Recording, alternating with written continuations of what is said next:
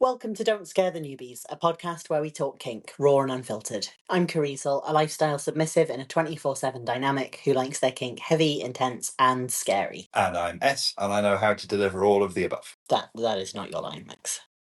You missed. Oh, shit. Shall I just go again? Yes, Mix. And I'm S, Kiri's...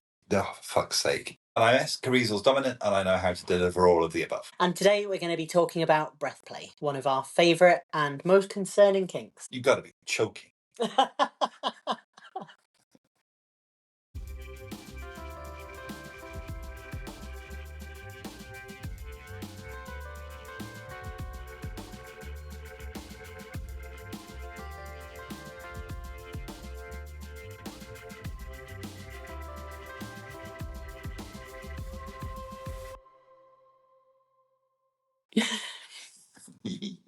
How long did you think about that line, Mix? Oh, I've been thinking about that one for days. For days. Days. For almost as soon as you sent me the outline for this episode, I think, yes, that's the one.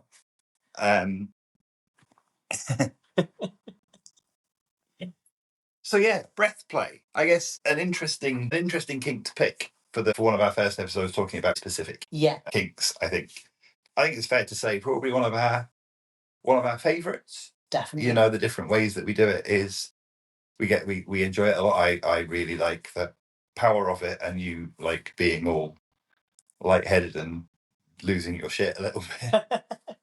I do.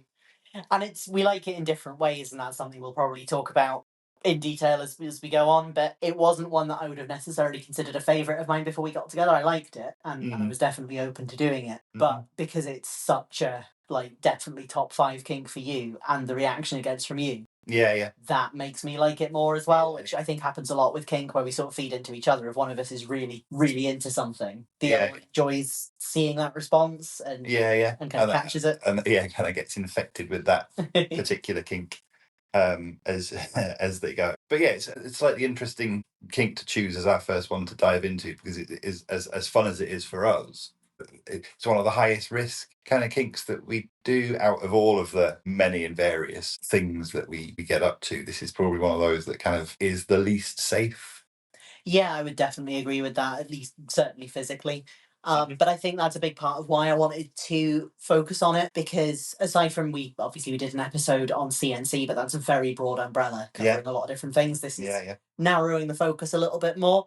And I think it was something that I felt was important for us to address, because as well as it being one of the most dangerous kinks that there is, it's also one of the most popular. Yeah. Certainly some of the very kind of common varieties of it are very, very popular, very high on a lot of people's lists. And I think it's important that there's information out there about it, so that when people do decide that's something they want to explore, they're making an informed choice.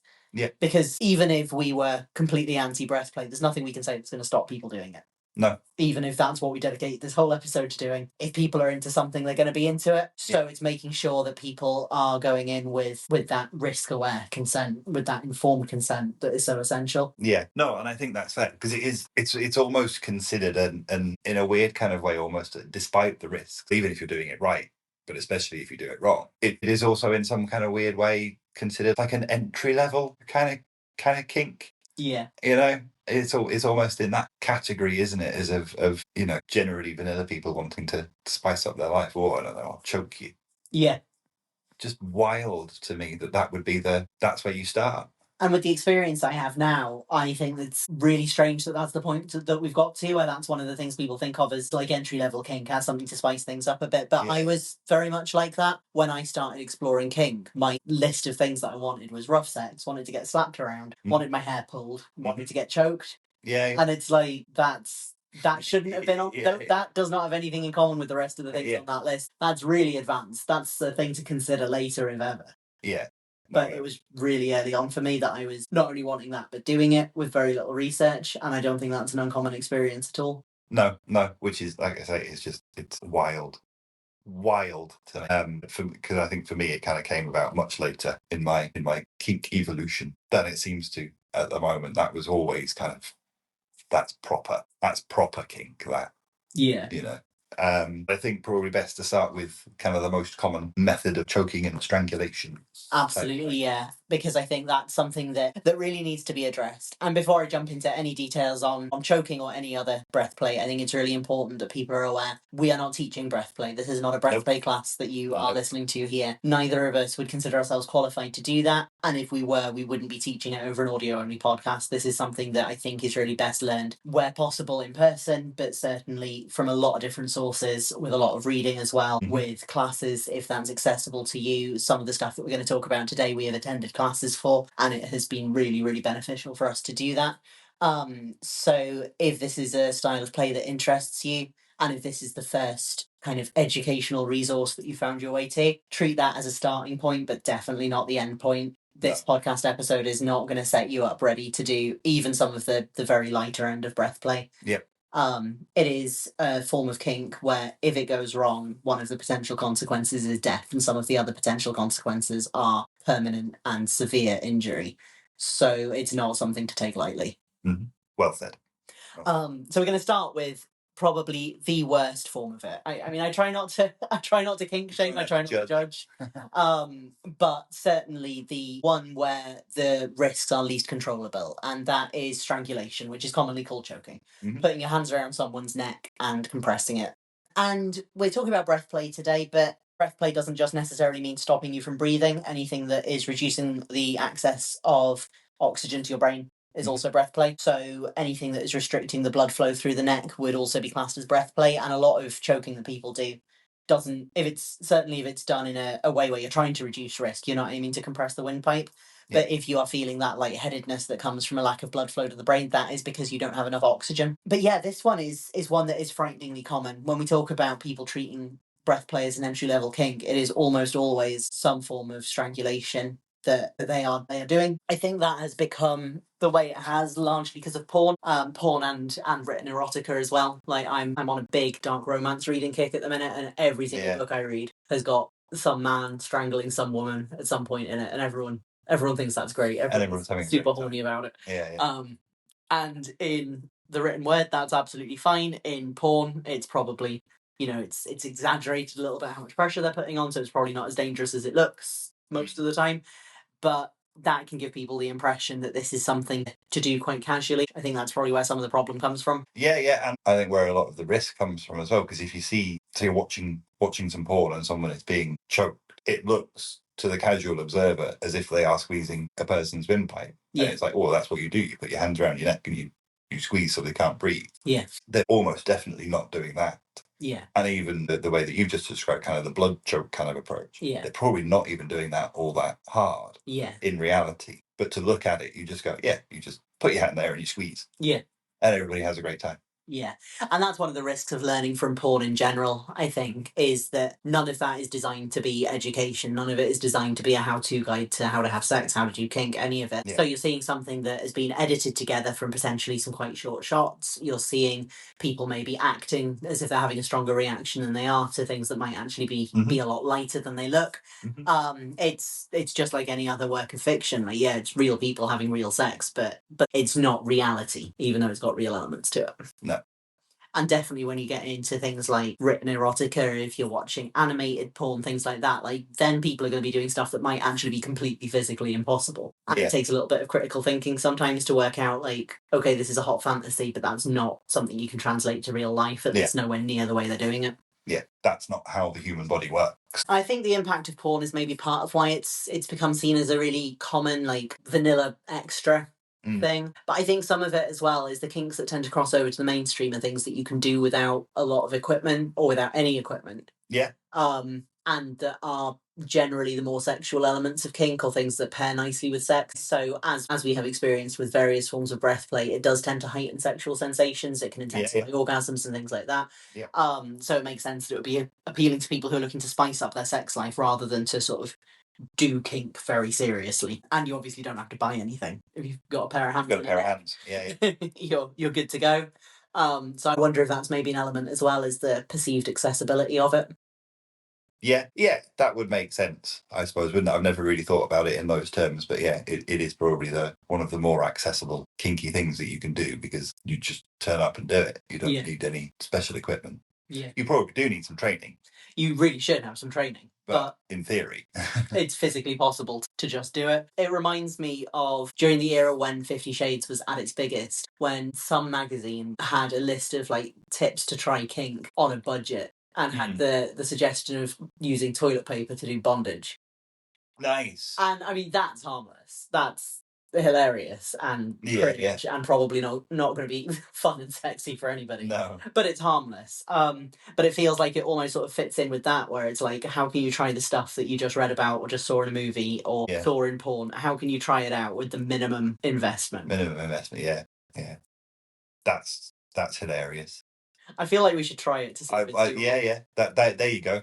There's a future episode for us. Kink on a budget. Bondage with toilet paper. We'll accompany it with some pictures on our Patreon or something. Tied up in Andrex. Yeah. Anyway, choking. We do love a digression. Yeah. And I've touched on this already, but one of the ways that people talk about making choking safer is rather than putting pressure on the windpipe, rather than doing that kind of downward pressure against the front of the neck, to kind of place thumb and a couple of fingers on either side of the neck and gently squeeze to compress the blood vessels to turn it into a blood choke rather than a windpipe choke. Yeah. I would say that crushing the windpipe is definitely more dangerous than that, but I wouldn't necessarily say that is a safe alternative. No. I think there's a lot of misinformation around that and a lot of oversimplified information, because I stumbled across that idea when I was new to kink. And I imagine you will have done as well. Yeah. And what that got stuck in my head as long as you don't crush the windpipe, everything's okay. Which I think is the really common view of that. Yeah, I think so. But I think that still feels a little bit scary. Yeah. To do. You're very conscious of. So how do you do that in a way where you're not placing any pressure on the front cap? And that's one of the big risks of it, is that is so hard to control, because the windpipe is very, very fragile. It doesn't take much pressure to crush it. And that isn't something you can fix with first aid. That's if a doctor isn't there really soon, that person's probably going to die. Yeah. So it's not something that's good to gamble with. But even just restricting the blood flow is not risk-free. No. That can trigger a lot of problems, a lot of health issues, and cause brain damage, and cumulative as well. So you do it once, you get away with it, you're fine. You think, great, we've sussed a safe way to do this. Yeah. You do it again, and 5 years down the line is when you start having neurological issues, and that's when you find out the damage you've caused. That's one of the big concerns with that. Yeah, especially the longer you go. Yeah. With each squeeze. Yeah. Or whatever, like you said, when you're watching that kind of thing in porn, they're probably doing it for a really short period of time and then cut, and then everybody stops and then they start again. And notwithstanding that there's still a cumulative risk there, they're not actually doing it for the whole scene, because the poor woman, and it usually is a woman, isn't it, would die. And thinking about the pressure on the windpipe, like, I've never had an experience where someone was choking me and put pressure on my windpipe, and if I had, there's a good chance I wouldn't be here to talk about it. That's how risky that is. But thinking about the ability to have fine control over pressure you're putting with your hands during a scene, it's so easy to see how that can go wrong, and that is something I've experienced with other things. So there's one. It is a funny story, but it wouldn't have been funny if your hands had been around my neck. We were playing at an event and we were doing like a large insertion scene. Yes. Where you were putting various items inside me, starting with sex toys, but working up to a baseball bat. Yes. Which is a lot of fun. It is, yes. Great fun. A lot of fun. Great. I'm a big fan of that.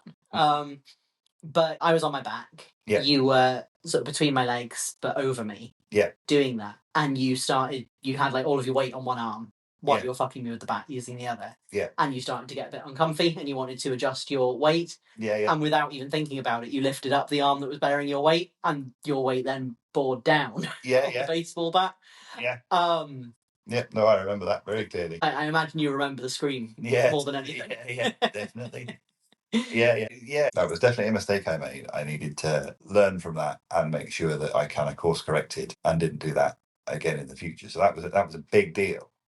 It doesn't take a lot for that to have a really big impact. Yeah. Like in that situation, I it was stupid. I properly kind of shifted my weight from one hand to the other without thinking about it in the moment. But even just moving my hand, which was supporting me, might have had the same effect, because it changes the balance, it changes the distribution of your weight. Yeah, and that was no harm done. No. Bit of a cervix bruise. Yeah. Which is to be expected if you're letting someone fuck you with a baseball bat anyway, to be fair. I was never going to be sitting entirely comfortably after that scene. No.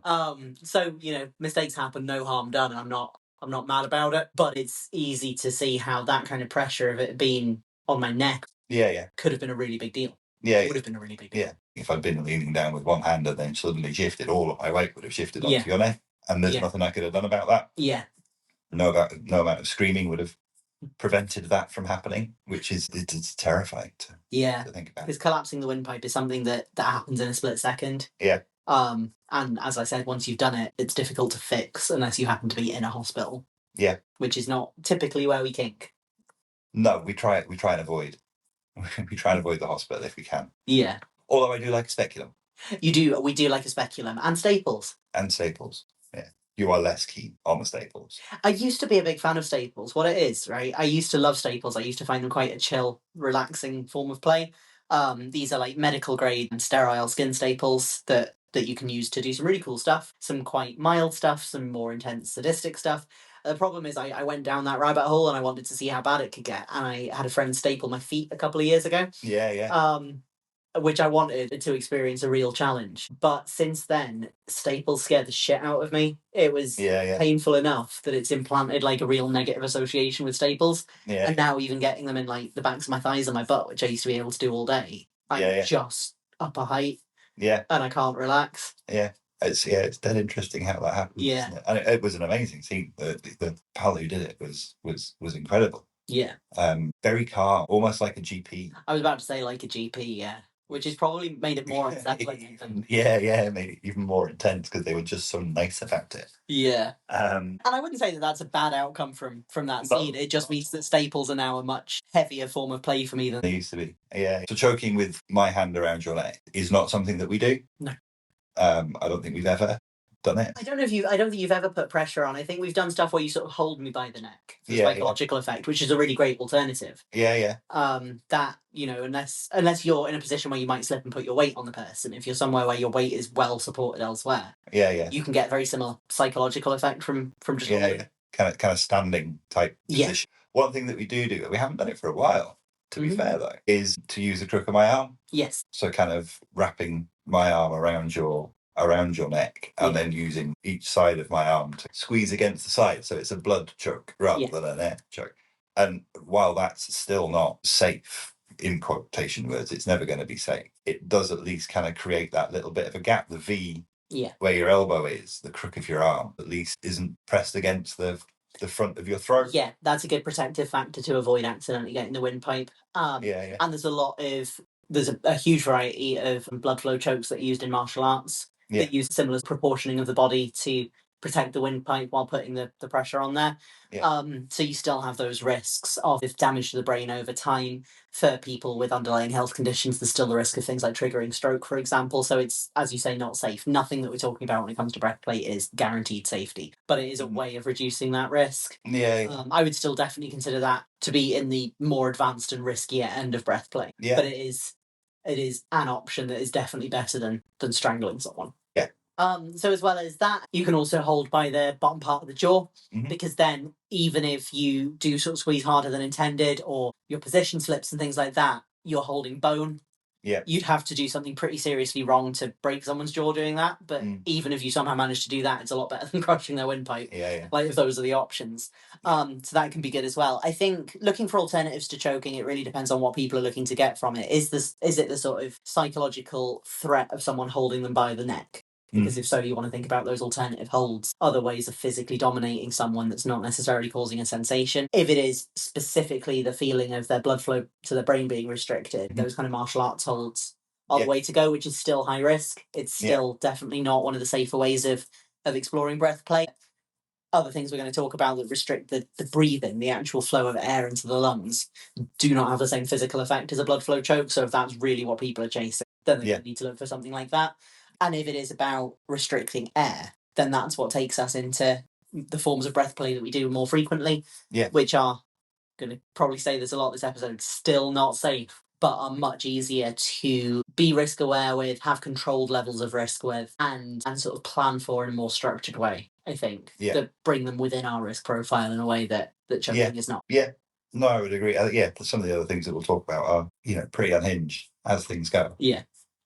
But almost because they require more planning and more thinking about, then actually you start to build in a greater degree of safety. if not actual guaranteed safety. Yeah. I think one of the things that I found is the more experienced I got in kink, the more I've learned about kink, and the more my risk profile has shifted down a little bit. I still am open to some pretty high risk stuff. I like a lot of edge play, which is the umbrella term for kinks that have some elevated level of risk. And there's debates over what fits in that category and what doesn't, but a lot of the things I like very definitely, very squarely are edge play. But I definitely take less risks now than I did when I was new to kink, because the more that you learn about the risks, the more that you start to lose that bias you have in your head of thinking, yeah, but that won't happen to me. Yeah. I'll be fine. It's not that likely. You start hearing about more and more people that bad things have happened to. You start hearing about what the actual sort of probability of some of these things are. You even just a change in perspective of a lot of the time I would hear about risks of kink and hear people say things like, this is a bigger risk if you've got an underlying health condition. Yeah. I go, well, I'm fine. That's fine then. And then you reflect on what was classed as an underlying health condition during COVID and you realise actually most people have one. Yeah. Like I have a chronic bladder infection. Yeah. I'm at the moment medically classed as slightly overweight. Like Yeah. I have a smoker's cough and sometimes struggle for breath a bit in the morning. Like that straight away is an indicator that breath play is higher risk for me because I don't have a diagnosed serious lung condition. I wouldn't have thought of that as an underlying health issue, but actually being a fairly heavy smoker is an underlying health issue and it's something that I need to be conscious of. Yeah, that's entirely fair. And that kind of goes both ways as well. Like not necessarily specifically about breath play, but risks on both sides of the slash. So in the context of breath play, the fact that you have a smoker's cough and you smoke quite heavily is probably a risk enhancing factor. Yeah. But in a lot of kinks, the fact that I have a really bad back is an important factor as well, because but apply it to breath play. If I've got my hand around your neck and suddenly my sciatic nerve goes absolutely mental, that's going to affect how I can hold myself. It's those sorts of things that you have to consider when you're doing edge play, when you're doing those kind of riskier things, is starting to think more broadly about what might go wrong with this in order to mitigate or minimise the risks. Yeah. I think as well, one of the risks that you have to think about with kink is risks of legal consequences to particularly the top. As I've progressed with kink, the risks that I'm willing to take with my health have sort of come down a little bit, where I'm a little bit more cautious with risk there. But the risks I'm willing to take with the people that I'm playing with have probably come down even more, where I'm really conscious that in the UK, for example, strangulation of any level, even quite gently, is illegal. I believe it's up to 5 years in prison that you can get for that, even if no harm is done. Where with most kinks, we're in a legal grey area, for sure. But most things, there isn't going to be a public interest in prosecution if no one's got hurt. If everyone comes out of it okay and no one makes a complaint. Like, the police are not interested, the courts are not interested, regardless of where it technically falls on the line. With strangulation, it's something that has been a really high-profile focus in the media because it's so dangerous and because it's so widespread. It's... I feel like there's a lot of debate to be had about the government's role in controlling how people have sex and do kink, and I feel I have a lot of conflicted views on it, because I think something needs to be done about teenagers choking each other out for fun, but also I don't want the government in my bedroom, and I don't know how I reconcile those. But setting that aside, the situation is what it is. Whether you agree with it or disagree with it, that is something that's being cracked down on, and why would I want to put a partner in the position where they are really seriously breaking the law, where there's things we can do that are at least slightly less illegal. Yeah. And I'm glad you raised the political angle to that, because I wasn't sure whether to when I was thinking about this episode,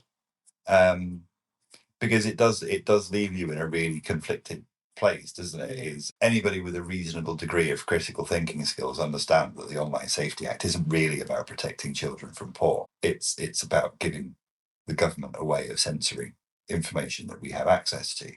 But at the same time, as you say, something has to be done somewhere in our society to teach kids that choking out your equally young girlfriend for fun is probably not a smart thing to do. Yeah. I can see how people have got there. Yeah. Going, well, actually, if they're learning this stuff from porn, then you turn off the porn.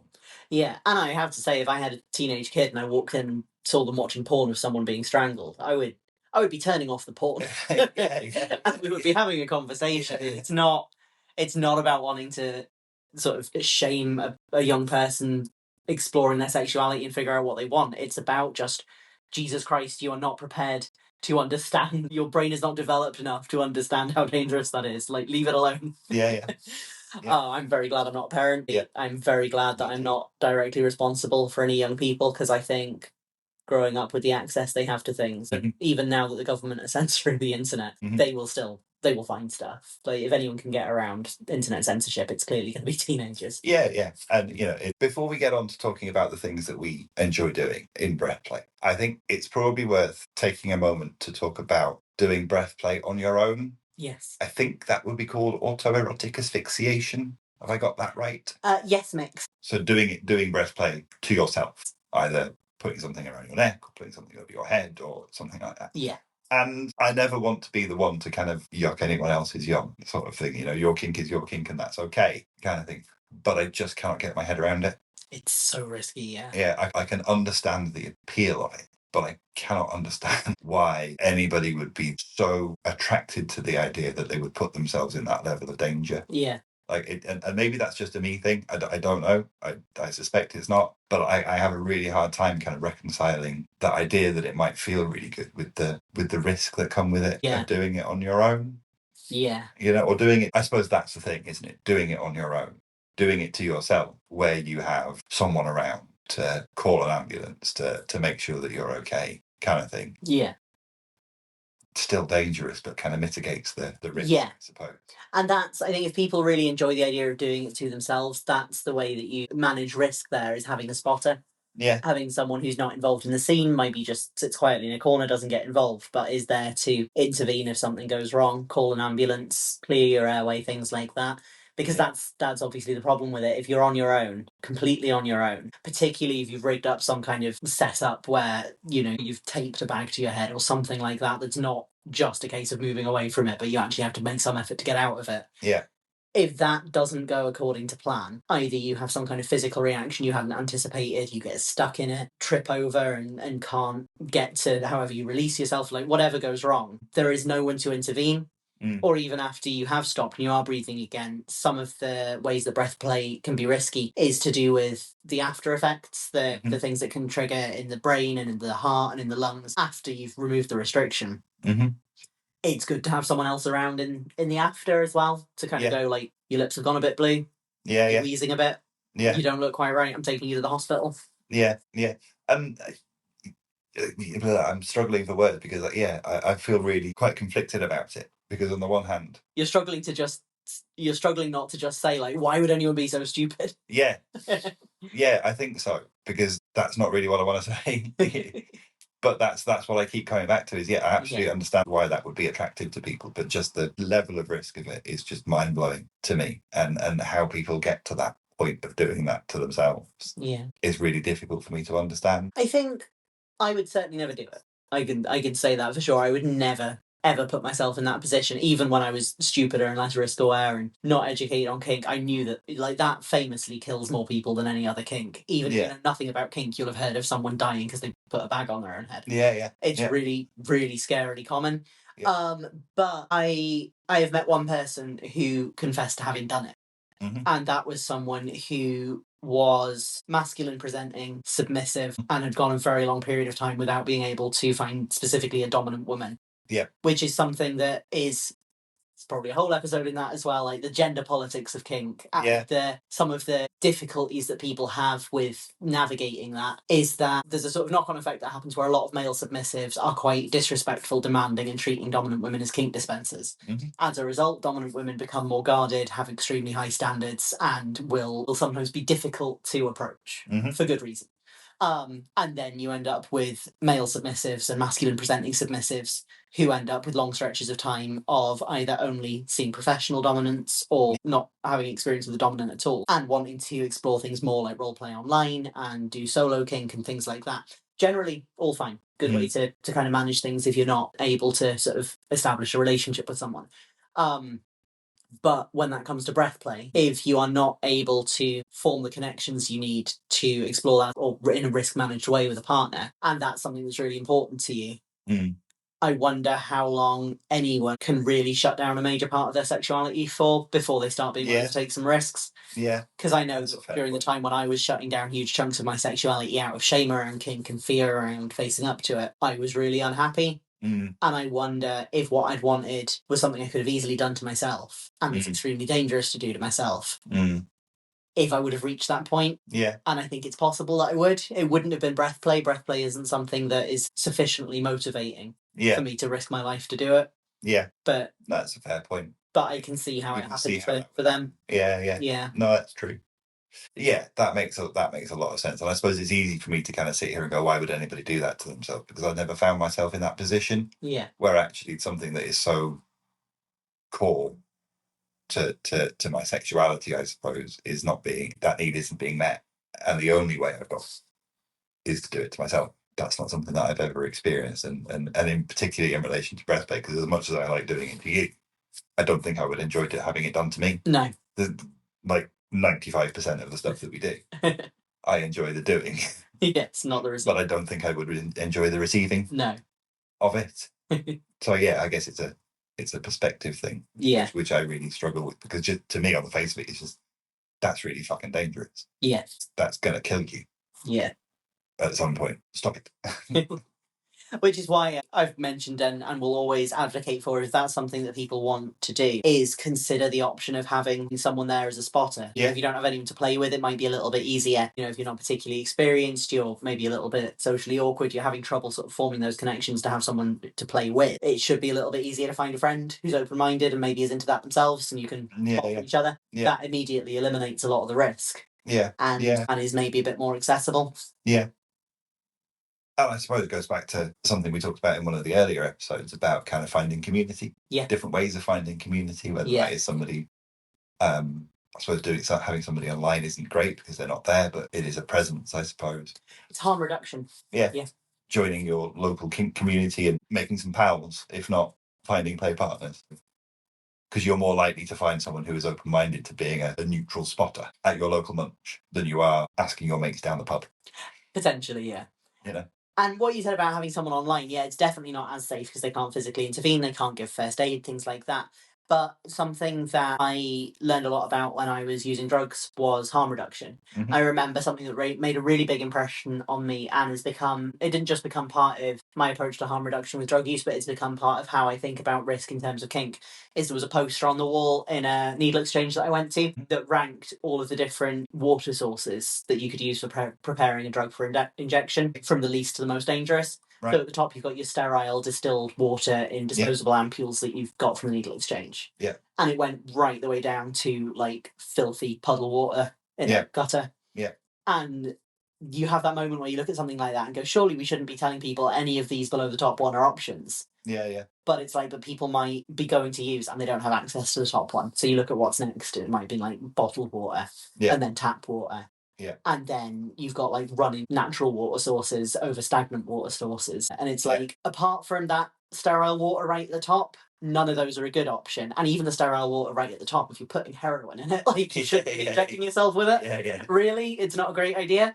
But if you're going to do it and you don't have the top one and you don't have the next 5 on the list, and your choices come down to water from the cistern of a toilet or dirty puddle water, you might not be sure which of those is best. Yeah. Poster tells you. Yeah. Well, it's the whole logic of having needle exchanges, that isn't it? Is people are going to do it, so let's at least reduce the risk. Yeah, give them the information. Yeah, give them the information, give them access to the resources to do it, in quotes, safely. Yeah. While all the other stuff of trying to support them to stop taking drugs is going on alongside it. It's, I can see that. Meeting people where they're at. Poster. It was really good, It was really cool. I wish I'd got a copy of it or something. Yeah. No, that's really good. It would freak people right out if I had that in the bathroom now, but... Yeah. I just thought it was... People will often kind of talk a good game with harm reduction until you start talking about the really kind of the grimy end of harm reduction. It's like sometimes you're working with people who will not go to the needle exchange more than once or twice a year because they're terrified of being seen there. And they're going to be reusing needles, sharing needles, using unclean water sources, doing all of this stuff. Mm-hmm. How do you still bring harm reduction to that person? And it does start getting into things like using the water from the top of your toilet is better than using water from a puddle in the street. Yeah. And it's a horrible thought, and either of those is not a good idea. Mm. But it's about finding ways to meet people where they're at with risk, and I think that's just as important in kink, because people probably make as bad choices when they're horny as they do when they're addicted to drugs. I have definitely made choices that were equally questionable because I was horny, as I did when I was chasing my next hit. Yeah. Because all of the same stuff is going on in your brain, like the cravings and the chemicals and all of that, it's your judgment can become hazy. Yeah. And so going like, okay, I know that this is what you want to do, Mm-hmm. but that could kill you. So let's talk about how we eliminate the risks that we can. Yeah. And also talk about what ideal looks like, what better looks like, whether that's stopping using drugs, whether that's getting out of being into breath play entirely, or it's somewhere between those 2 points. It's like less chaotic, less uncontrolled, more educated. That's a really good point. Sorry. No, I am also surprised by the good point I made, because it wasn't in the outline. You're smart and wise. Smart. I mean, if I was smart and wise, I wouldn't have been addicted to heroin in the first place, Mix. That was not a good choice. Well, that point. This is a massive diversion again, but it always makes me laugh how much praise I get for stopping using heroin. It's like the default is to not do it in the first place. Most people manage to never start.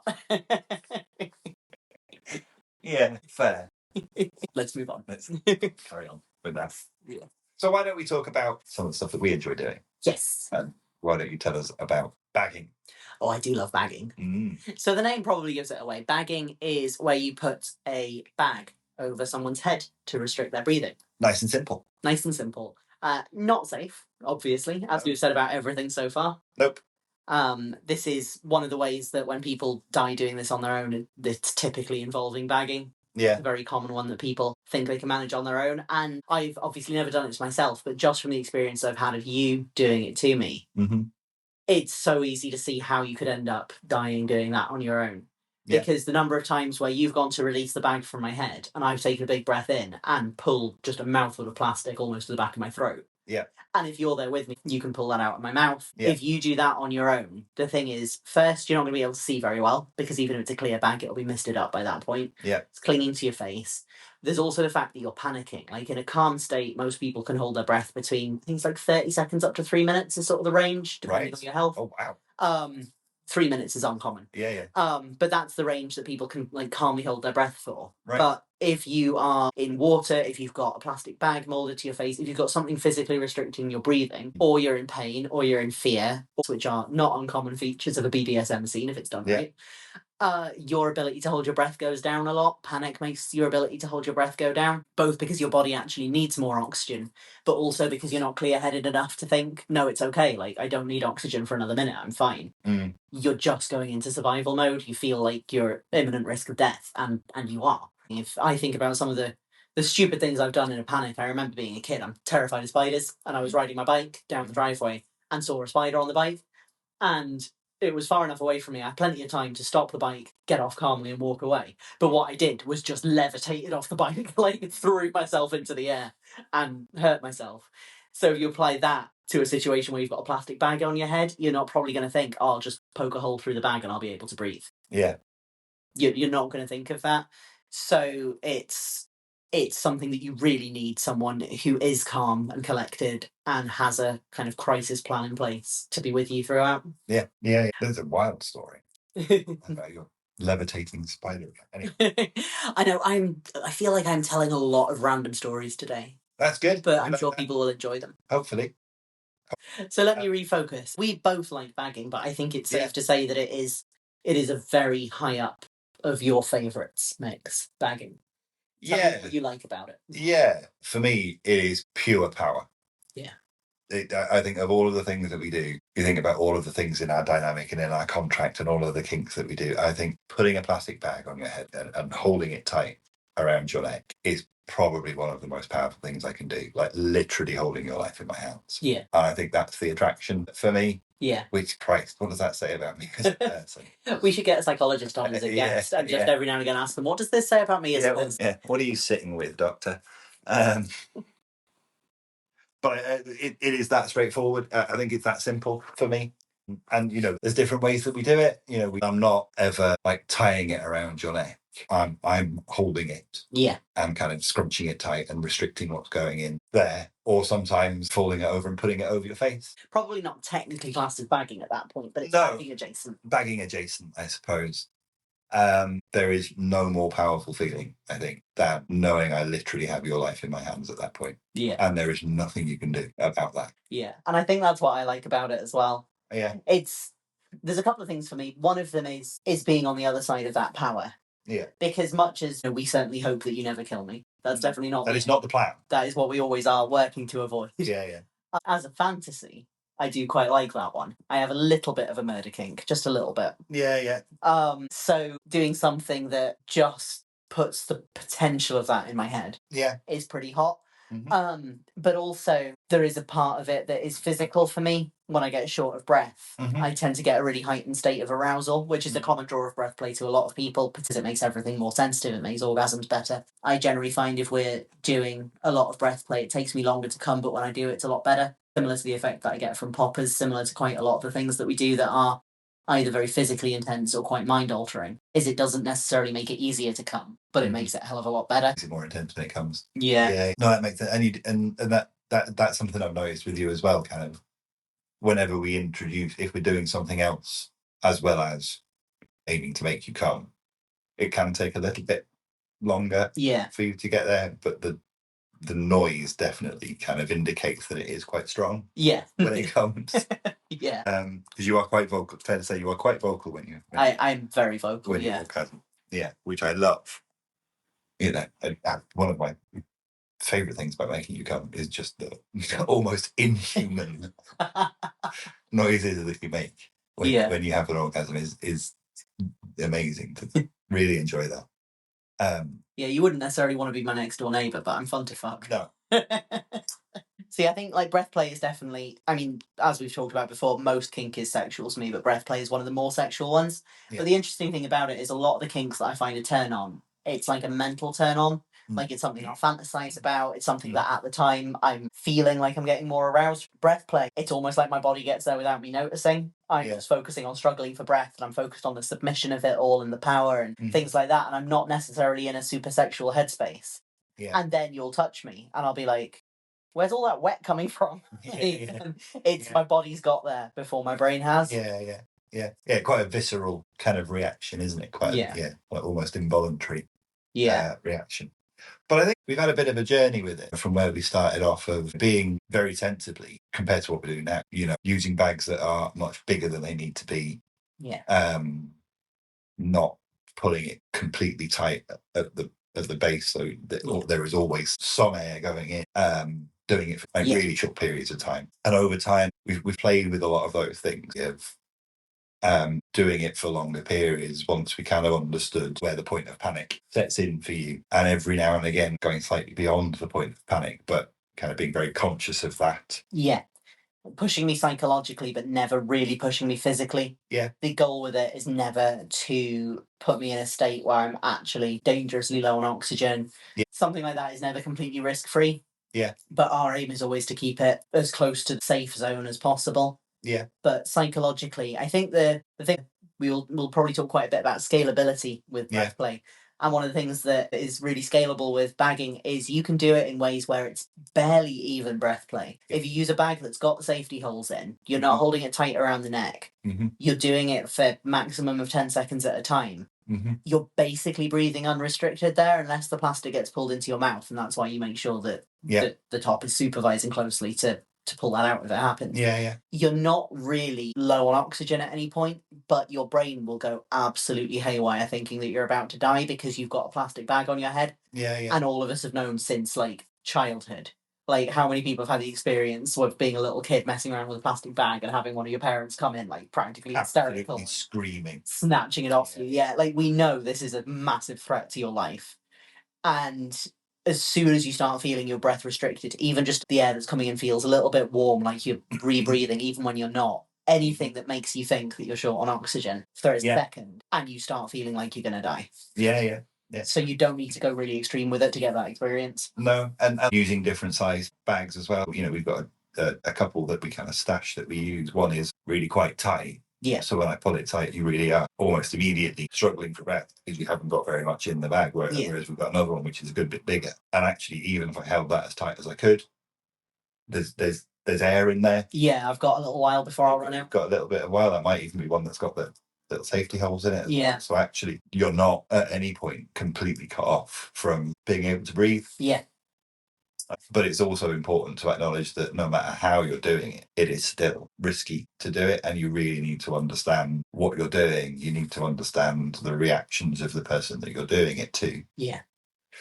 before you start to, well, ideally before you start, but definitely before you start to kind of ramp up. We spent a lot of time, I think, kind of playing around with it. Yeah. So that you could learn, but also just as important, so that I could learn. This is what it looks like when they're properly panicking. Yeah. This is what it looks like when they're properly struggling for breath. Yeah. And I think as you've got used to that, that's probably that point has probably shifted for you. Yeah, I can restrain my panic for longer now. Yeah.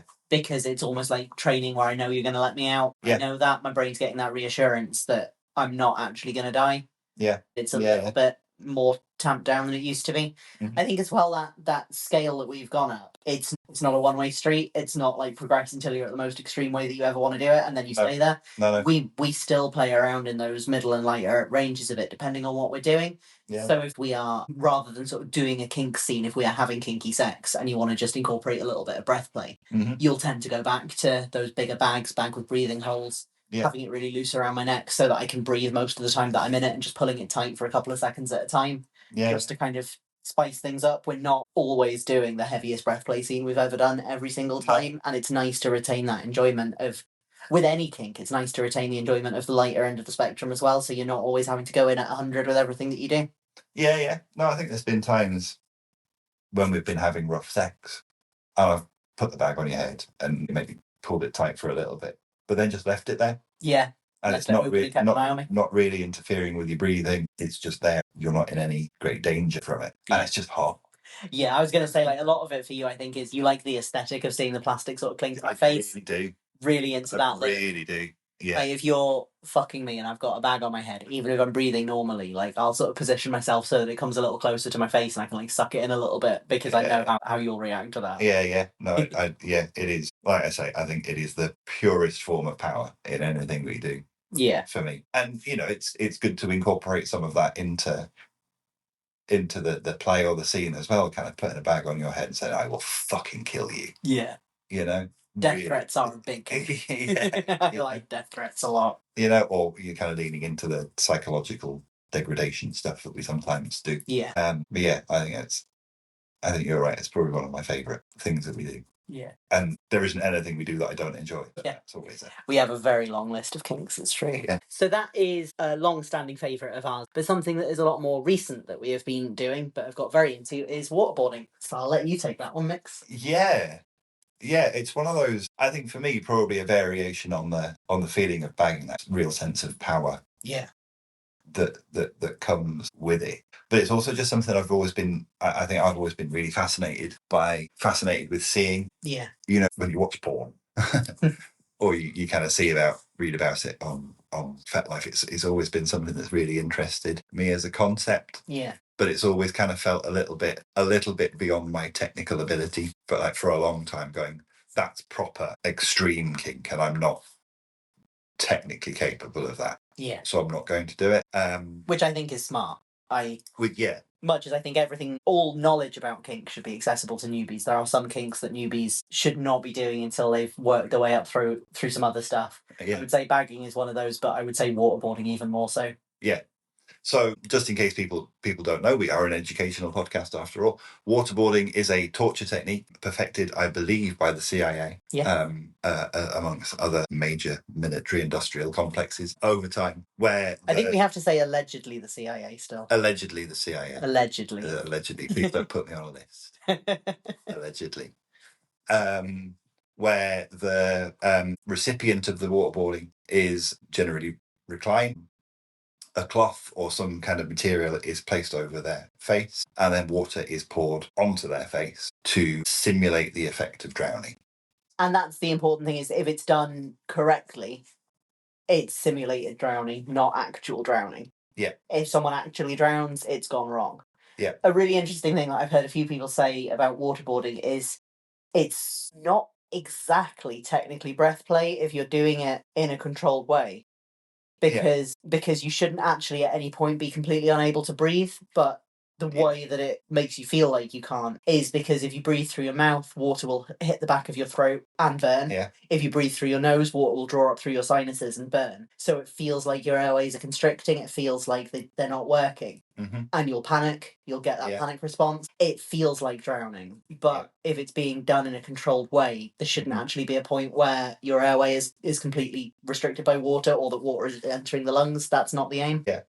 And there's a really strong psychological element to it as well. Your body goes, oh shit, I'm dying. Yeah. As soon as you get water around your nose or mouth, doesn't really matter where it's going. Yeah. It might just be running off quite safely down the side of your face. Your body instantly thinks that it's in trouble. Yeah. And it acts accordingly. And I have a much stronger panic response with waterboarding than I do with bagging because I have a real fear of drowning. Yeah. I mean, I wouldn't like to be suffocated to death in a bag. In a fantasy, maybe. But in real life, I wouldn't actually like to be suffocated to death in a bag either. It's fun to think about. It's fun to think about. But drowning isn't even fun to think about for me. Drowning is just horrifying. For me, I can't imagine a worse way to die, I don't think. Mm-hmm. I probably can if I put my mind to it, but of the ways that are likely to happen to a person. So waterboarding is a lot more psychologically challenging for me, but that's where my fascination from it came from. Mm-hmm. A fascination with wanting to face a thing that I was really scared of. A fascination, especially because of it being a torture method, because torture is something that I also have quite a big fear of, because I'm not going to trauma dump here, but my childhood was not great, listeners. So torture is a thing that I have equal parts fear and fascination with. And that is those reasons that drew me to waterboarding are the reasons I like it so much. Yeah. Because it feels like such a cathartic experience for me, like surviving that every time we do it. Yeah. Overcoming that, going through that. And it's a very euphoric experience for me. So the way that waterboarding works is you have the pause where the water is being poured over the face, and you have the gaps between pores. And what those gaps are like is very, again, scalable, variable depending on how you're doing the scene. So there might be times where it's quite a long break and take a proper breather. It might sometimes be you just give me a couple of seconds to catch my breath and then you're pouring again. But however long or short those gaps are, and however sort of out of the headspace I come or in the headspace I remain, there's always euphoria in those gaps because like I just survived drowning and I didn't. Obviously it's not real drowning, but it's that thing again. If your brain doesn't know the difference between a fake near-death experience and a real near-death experience, so the euphoria that I get from it is the same as if I'd actually just nearly drowned. Yeah. And that's it's endlessly fascinating to me whenever we do waterboarding, is no matter how we're doing it, whether you are like when we first started doing it where you were kind of sitting in a chair in the bathroom or lying at a relatively upright incline, so you were sitting up in the bath while you're doing it, or whether you're flat on your back, you know, and doesn't matter how intense the pause are, how much of a space I give you, all that kind of variability, the one consistent thing is that when I stop, you will start giggling maniacally. And you know, kind of you can be thrashing around and really struggling, and there have been times that you've really panicked and struggled with it. As soon as it's finished, as soon as the cloth comes off your face, you're just giggling like a lunatic. And it's just it's really fascinating to me that that's the response. And some of that, I think, is possibly that you're not taking in quite enough air. So a safety tip is if your partner is giggling maniacally, make sure that they take big breaths. So they're filling up the oxygen back in their brain and in their body. But proper hysteria can be a warning sign with Breathplay that something's gone a bit wrong, but it's so consistent with me for waterboarding that I don't think most of it is the oxygen situation. It's mostly just the headspace I go into. But there's been times where I've gone from my normal levels of giggling to absolutely hysterical, and you've gone, right, we're taking a breathing break now. Get some air in, and then we'll see how you are to continue.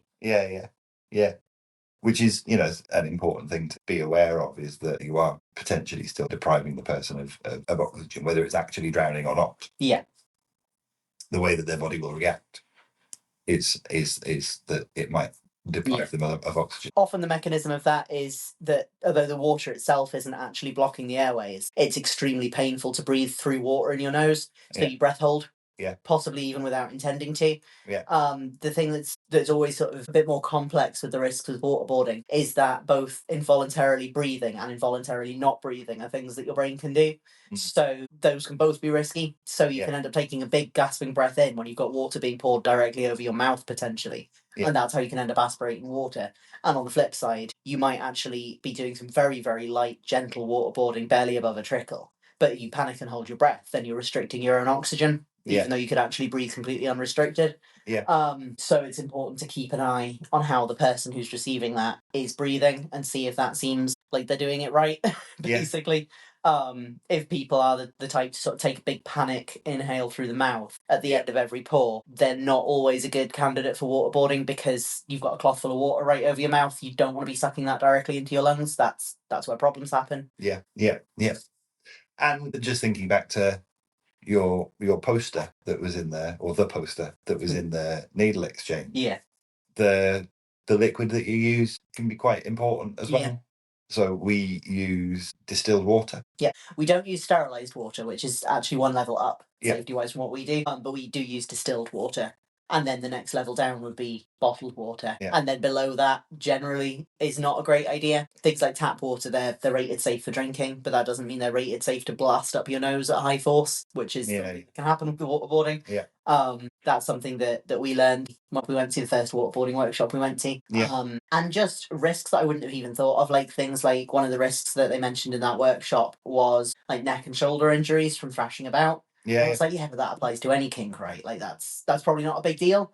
Yeah. And then I massively pulled a muscle in my neck the last time we did waterboarding, to the point where I couldn't turn my head for like 3 or 4 days. Yeah. Like it's a different level of thrashing. Yeah. And it really can be a risk for injury.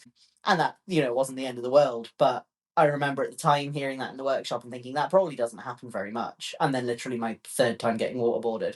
Yeah. It happened, and it's like, okay, no, I hear you. It's a real risk. Yeah. Waterboarding for us, I think, is one of those kinks that, had we not sought out really quite detailed education on it, I'm not sure we would have tried it. No. Excellent workshop, and an excellent, really long workshop, which is run by an organisation called Let It Rain. It was an educator called Exolaris who ran that workshop. 3 hours, 4 hours. 4 hours, 3 of it on risk. 3 of it on risk, which is what you want for waterboarding. Which was just perfect. I mean, absolutely terrified by the end of it, but felt confident that I understood enough to be able to gently dabble with that. And it was very gentle dabbling. The first time we did it, we did some sort of ongoing reading, wrote loads of notes, planned a scene really detailed, and it was like a taster session. It was proper like beginner waterboarding, very gentle. Like I think you started with 2-second pause. Yeah. You were taking the cloth fully off my face and chatting to me between each one. Yeah. We started with me like pretty much sitting up, like a chair that tips back a little bit, but pretty much upright. Yeah. And then very gradually ramped it up through that scene, and have continued to ramp it up since, to the point where we're sort of comfortable with for now. Yeah.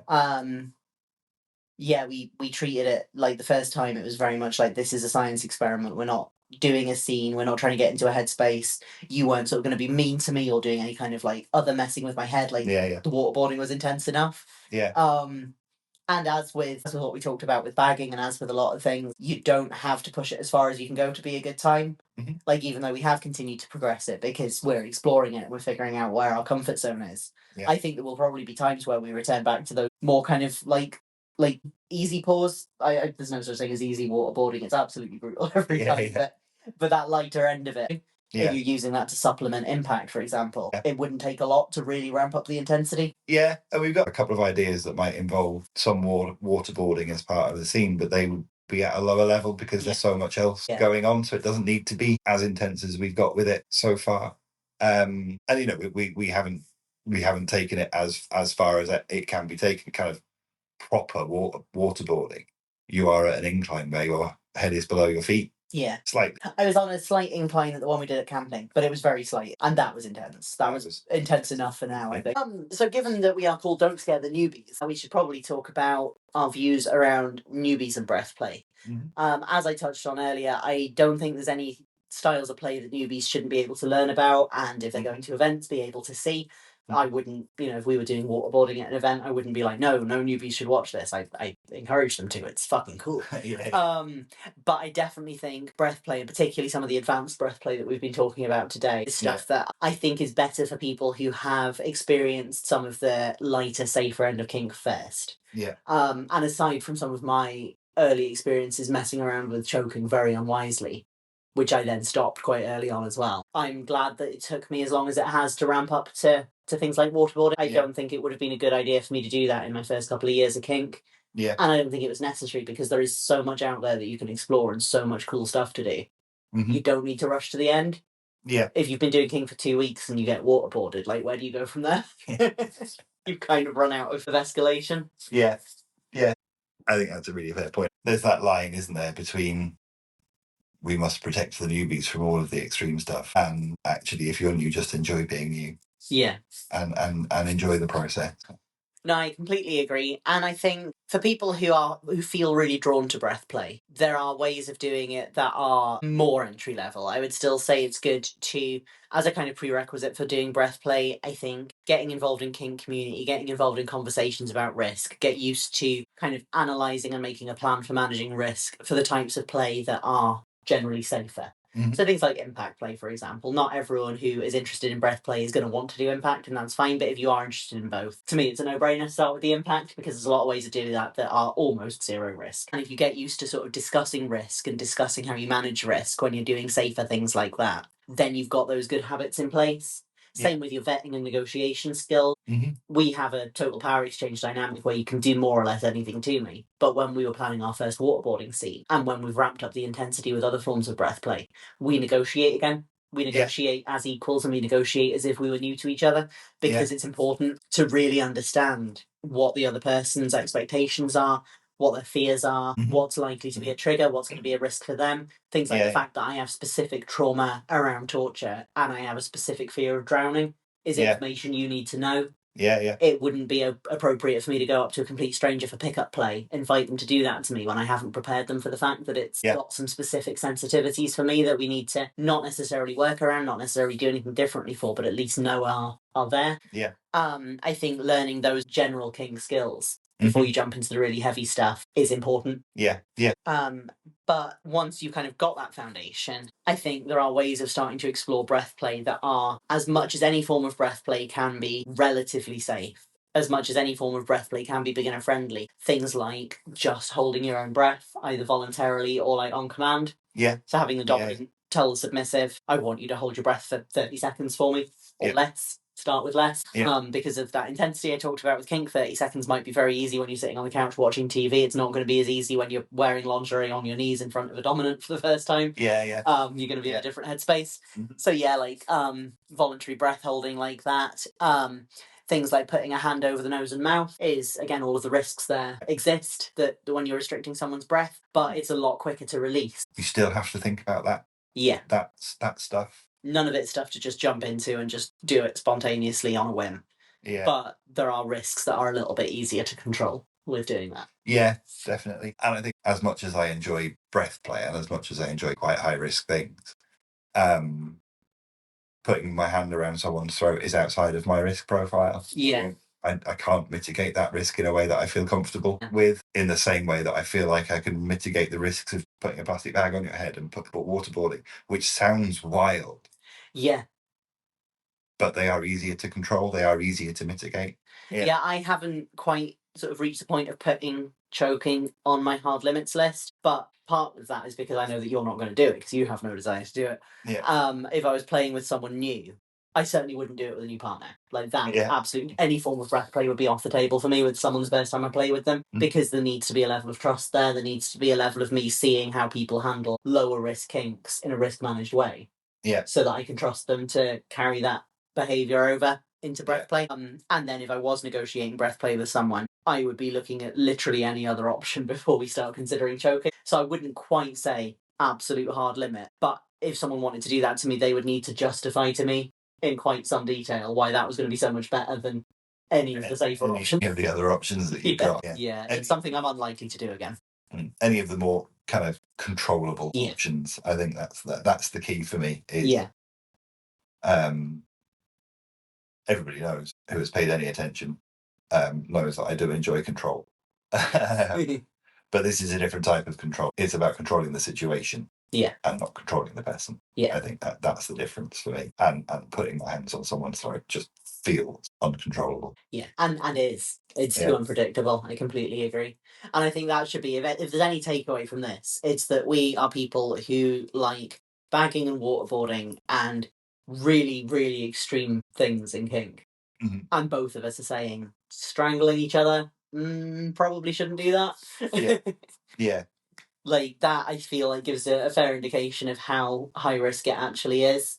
Yeah, When I think so. When we are both quite comfortable with some pretty high risk stuff. Yeah. We navigate some pretty dark areas in kink. We do things that have both physical and psychological risks, which is something we haven't talked about a lot in terms of breathplay, but psychological risks. Like, if you're tricking your brain into thinking you're about to die, there can be some fallout from that as well. Yeah. So if we've made our peace with all of that and we're still saying, like, maybe don't strangle your partner, I feel like that should speak for itself. Yeah, I think so. Yeah, it is a really curious position to be in, isn't it? There isn't a lot we won't try. Yeah. When it comes to kink, but we won't do the one thing that everybody thinks is practically vanilla. Yeah. I haven't talked to a lot of kinky pals about this, but I don't think we'd be alone in that view. No, I don't think I've ever seen anyone doing it at an event, even events that are quite permissive when it comes to street play. I think the more you learn about it, the less comfy you get with it. It's not just, oh, maybe there's a 1 in a million chance something could go wrong. It's like, it's actually quite a high chance. Yeah. And you have no control over how high that chance is. I think once people start getting their heads around that, their perspective on it tends to change. Yeah. Yeah. Which is where I think to wrap up really is, let's say you're listening to this as a relatively new person to kink, or even an experienced person to kink, and you feel like, oh, bagging sounds really interesting, or oh, waterboarding sounds interesting, or actually, do you know what? Having someone's hand around my throat sounds really interesting as well. The one thing that I would want people to take away from this is go and learn about it. Yeah. Go and really understand. If listening to this podcast is not education on any of those things, this is not an educational podcast about how to do breath play. There are tons of resources out there from tons of really great educators who will teach you how to do this stuff in the least unsafe way. And it's really important. It is not in the safest way. It is in the least unsafe way. Yeah. So kind of take advantage of all of that information that is out there. And if it's something that you want to do it from a position of being informed. Yeah. That's definitely where I sit with it, and with all kink, is I don't think it's for me to dictate what anyone else's risk profile should be, but part of really giving informed consent to kink is having that in-depth understanding of the risks and really let it sink in before making a decision. Because I think a lot of the most dangerous things I've done in kink and just in life in general have come from a position of being like, well, how bad could it be? I'll just not think too hard about it and I'll probably be fine. And most of the best decisions I've made have been ones where I do really have a deep understanding of the risks, because I can still sometimes choose to take those risks, but I will take them a lot more cautiously and with as much protection as I can. And there will be times where something sounds like a really good idea until I look at how likely it is to kill me or someone else, and it's like, you know what, it's not worth it. Yeah. And that might well be that there will probably be people who listen to this and think, "Ooh, breathplay sounds really hot," and there will also probably be people who listen to this and go, "I thought breathplay was quite hot, but actually, like, I don't want to put that much work and thought into something. It's not worth it. That sounds a bit scary. I'm out." And that's a really good outcome as well. Yeah. I don't think people should do this unless it feels worth it. If you hear the risks, and we've only scratched the surface with the risks, and you think, yeah, like, it's not that hot, good, go for something safer to do. I fully support that. Yeah, safer and just as much fun. Yes, there are millions of kinks out there, and a lot of them are significantly less likely to result in death. So plenty of stuff to play around with. Cool. That said, I do kind of fancy doing some bagging right now. We can do that. Anyway, see you.